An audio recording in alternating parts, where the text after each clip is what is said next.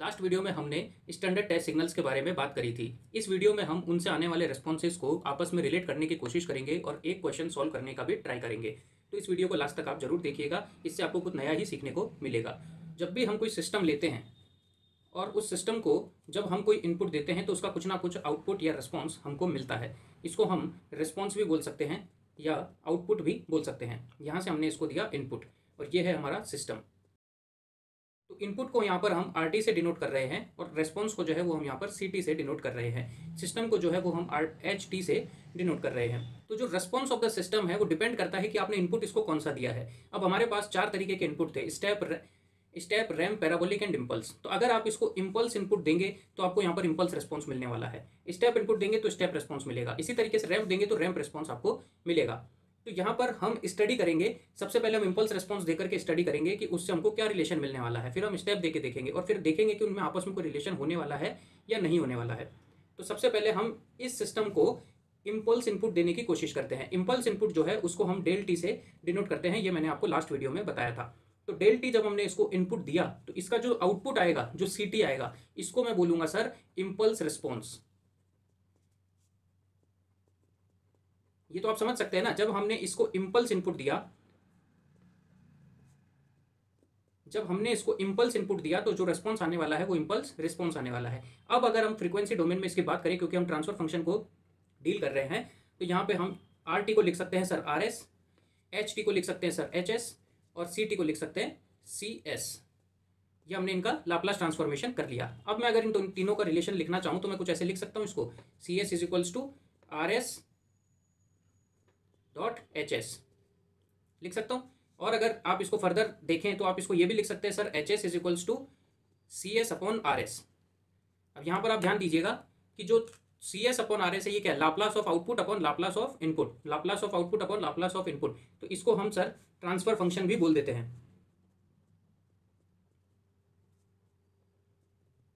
तो ये जो HS है ये हमारा transfer function of this system हो जाएगा।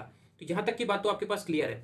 अब हम देखने की कोशिश करते हैं कि सर जो RS हमारे पास था वो इस वाले पर्टिकुलर सेक्शन में हमने इसको इम्पल्स इनपुट दिया है, तो इम्पल्स का ही लाप्लास ट्रांसफॉर्मेशन होगा RS।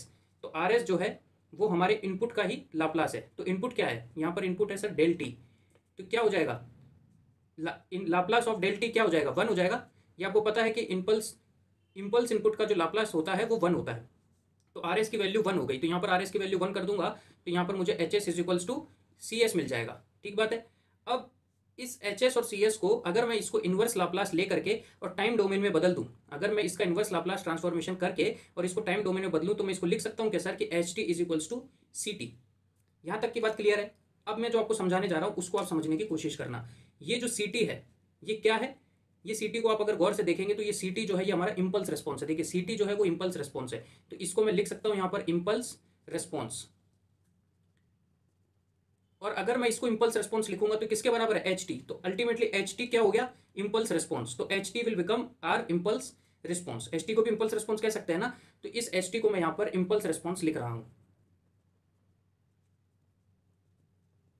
तो HT भी फाइनली आपका इम्पल्स रिस्पॉन्स आप लिख सकते हैं। अब आप इसको और रिलेट करने की कोशिश कीजिए कि जब इस CT का आप लाप्लास ट्रांसफॉर्म कर रहे हैं तो क्या बन रहा है, CS बन रहा है। जब आप इस CT का लाप्लास ट्रांसफॉर्मेशन कर रहे हैं तो CS बन रहा है ना।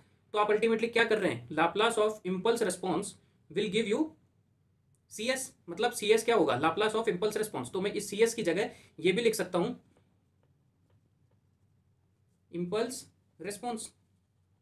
अल्टीमेटली CT का जब लाप्लास करूंगा तो CS मिल जाएगा। और CS किसके बराबर है सर, HS के बराबर है। और HS क्या है, ट्रांसफर फंक्शन है। तो ये HS आपका ट्रांसफर फंक्शन हो गया। तो अल्टीमेटली आप क्या लिख सकते हो कि transfer function of the system will be equal to Laplace of impulse response. अगर मुझे किसी क्वेश्चन में इम्पल्स रिस्पॉन्स दे दिया, मतलब मुझे CT दे दिया, तो मैं CT का अगर मैं लाप्लास ले लूंगा तो मुझे ट्रांसफर फंक्शन मिल जाएगा उस पर्टिकुलर सिस्टम का। तो Laplace of impulse response will give you transfer function of that system. ये चीज़ बहुत इंपॉर्टेंट है, ये रिलेशन बहुत काम आने वाला है, तो इसको आपको ध्यान में रखना है। इस चीज़ को हम वेटिंग फंक्शन भी बोल देते हैं। तो ये आपको क्लियर है कि Laplace of impulse response will give you transfer function. अब मैं आपसे बात करता हूं कि अगर मैं इस सिस्टम को स्टेप इनपुट देता तो मुझे क्या देखने को मिलता। तो ये हमारा एच टी है, जिसको हम इम्पल्स रिस्पॉन्स भी बोल देते हैं। तो देखिए सी टी जो है इस बार स्टेप रिस्पॉन्स कहलाएगा, क्योंकि हमने जो इनपुट दिया है वो कौन सा दिया है सर, वो दिया है यूनिट स्टेप। तो यूनिट स्टेप इनपुट जब आप देंगे तो आपको यहाँ पर स्टेप रिस्पॉन्स मिल जाएगा। इस चीज़ में तो कोई प्रॉब्लम नहीं है। अब हम इसको लाप्लास ट्रांसफॉर्म करके और फ्रीक्वेंसी डोमेन में बदल लेते हैं। तो R S, H S and C S, वापस से इसका रिलेशन लिखेंगे। तो C S is equals to R S dot H S. अब आर एस क्या है सर, आर एस यहाँ पर है लाप्लास ऑफ यू टी। अब लाप्लास ऑफ यू टी आपको पता है कि 1/s होता है, तो आर एस हमारे पास क्या हो गया, 1/s हो गया। तो इस वाली इक्वेशन में ये वैल्यू रख देते हैं। तो इस 2 को 1 में रखने की कोशिश करेंगे तो क्या हो जाएगा, C S is equals to R S की जगह रखिए, आर एस की जगह 1/s और यहाँ पर एच एस। ये चीज़ क्लियर है। अब आप इसका क्या कीजिए, इन्वर्स लाप्लास ले लीजिए। इन्वर्स लाप्लास जैसे ही लेंगे तो ये टाइम डोमेन में बदल जाएगा। और टाइम डोमेन में आप कैसे बदलेंगे, सी एस को लिखेंगे सर सी टी। 1/s क्या होता है, टाइम डोमेन में जैसे ही बदलेगा ये बन जाएगा सर इंटीग्रेशन।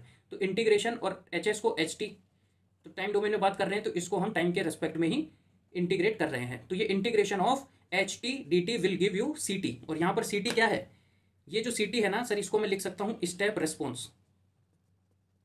लिख सकता हूँ कि नहीं लिख सकता, क्योंकि ये तो जो स्टेप रेस्पॉन्स है वही तो सी टी है। तो ये सी टी को स्टेप रेस्पॉन्स आप लिख सकते हो। दूसरी बात, एच टी को आपने यहाँ पर क्या बोला था, इम्पल्स रिस्पॉन्स। तो एच टी को हम यहाँ पर इम्पल्स रिस्पॉन्स लिख देते हैं।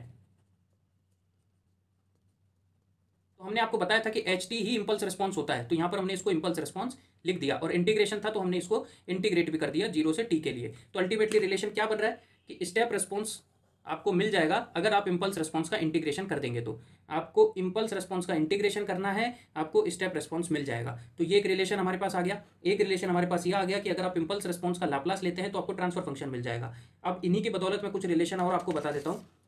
तो देखिए इम्पल्स रिस्पॉन्स का इंटीग्रेशन आप कर दोगे तो आपको मिलने वाला है स्टेप रिस्पॉन्स।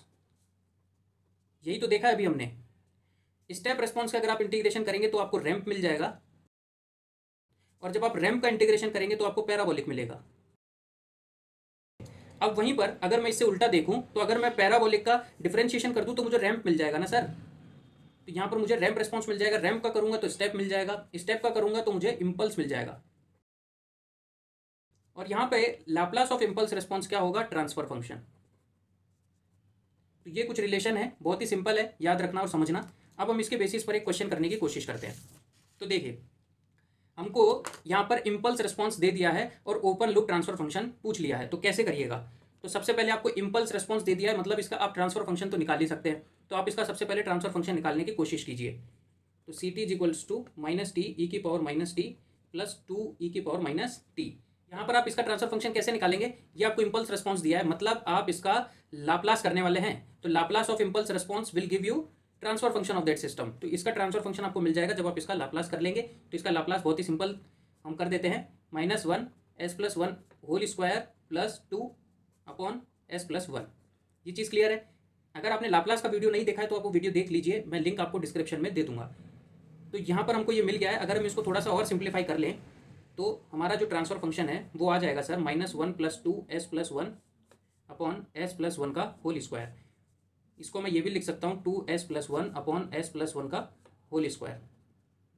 तो ये हमको फाइनल रिजल्ट मिल गया, लेकिन ये आपका आंसर नहीं है। आप अगर इसको टिक करके आएंगे, ये अगर आपको ऑप्शन मिल जाएगा तो आप इसको टिक कर देंगे, लेकिन ये आपका आंसर नहीं है। ये इसलिए आंसर नहीं है क्योंकि ये sir close loop transfer function है, और हमको पूछा क्या है, हमको पूछा है sir open loop transfer function. तो आपको क्लोज लूप ट्रांसफर फंक्शन से ओपन लूप ट्रांसफर फंक्शन बनाना पड़ेगा। अब आप इसको कैसे बनाएंगे ये चीज़ आप देखिए। तो close loop transfer function sir क्या होता है, क्लोज लूप ट्रांसफर फंक्शन होता है GS अपॉन 1 + GS/HS।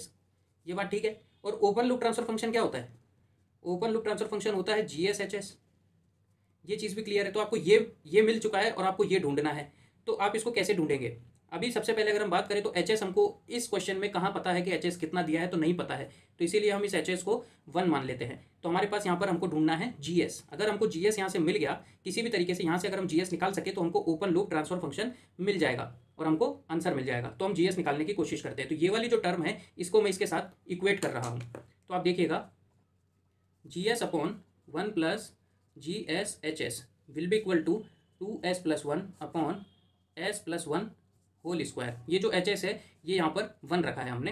तो अगर मैं इसको क्रॉस मल्टीप्लाई कर दूँ, इसको मैं अगर क्रॉस मल्टीप्लाई कर दूं तो मुझे कुछ ऐसा देखने को मिलेगा, G S S plus one whole square is equals to one plus G S two S plus one. तो अगर आप इसको सॉल्व करेंगे तो आप यहाँ पर G S into two S plus one को इधर लेकर के आ जाएंगे, तो जी एस कॉमन लेने के बाद आपके पास यहाँ पर बच जाएगा S plus one whole square minus two S plus one, और इधर आपके पास रह जाएगा टू एस प्लस वन। तो यहाँ से मैं जी एस को फाइंड आउट कर पा रहा हूँ सर कि G S is equals to two S plus one upon, यहाँ पर अगर आप देखेंगे तो देखिए S plus one whole square मतलब S plus two S plus one minus two S plus one, तो वो minus two S minus one cut जाएगा plus two S plus one से, और सिर्फ बचेगा आपके पास एस स्क्वायर, तो यहाँ पर एस स्क्वायर बच जाएगा। तो ये मेरा फाइनल आंसर हो जाएगा। ये मुझे ओपन लूप ट्रांसफर फंक्शन मिल गया। लेकिन अगर आपको ये क्वेश्चन कॉम्पिटिटिव एग्जाम्स में पूछा जाए तो आपको इतना बड़ा सॉल्यूशन करने की जरूरत नहीं है। एक सिंपल सा मेथड है कि आप directly close loop transfer function से ओपन लूप ट्रांसफर फंक्शन निकाल सकते हैं। ये मैंने आपको पहले भी बताया है, एक बार फिर से बता रहा हूँ कि आपको क्या करना है, न्यूमरेटर को एज इट इज रखना है, डिनोमिनेटर में से न्यूमरेटर को माइनस कर देना है। तो देखिए अगर मुझे क्लोज लूप से ओपन लूप ट्रांसफर फंक्शन निकालना है तो क्या करना होगा, न्यूमरेटर को एज इट इज रखना है और डिनोमिनेटर में से न्यूमरेटर को माइनस कर देना है इस वाले के, तो आपको ये मिल जाएगा। तो यहाँ पर देखिए two S plus one upon S plus one whole square, इसमें से माइनस कर देना है टू एस प्लस वन। तो इसको सॉल्व करोगे तो ये वाली इक्वेशन बन जाएगी two S plus one upon s square plus two S plus one बनने वाला था। तो यहाँ पर minus two S minus one है तो वो उससे कैंसिल आउट होकर के एस स्क्वायर बच जाएगा, जो कि आपका सेम रिजल्ट है ये वाला और ये वाला। तो मैं उम्मीद करता हूँ कि आपको ये चीज़ समझ में आई होगी। मेरा समझाने का मकसद इस क्वेश्चन को करने का सिर्फ इतना सा था कि जब भी आपको इंपल्स रिस्पॉन्स दे दिया जाए और ट्रांसफर फंक्शन पूछ लिया जाए तो आपको कुछ नहीं करना है, जो इंपल्स रिस्पॉन्स दिया है उसका सीधे सीधे लाप्लास ट्रांसफॉर्म ले लेंगे तो आपको क्लोज लूप ट्रांसफर फंक्शन मिल जाएगा और उससे फर्दर आप सोल्यूशन निकाल सकते हैं।